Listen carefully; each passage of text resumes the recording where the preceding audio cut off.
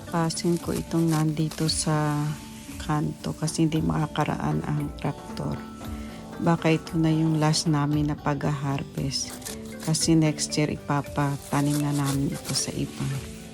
Ayan o, tingnan nyo. Hinog na yung aming palay. At ang bango-bango. Thank you Lord. Thank you for watching. God bless.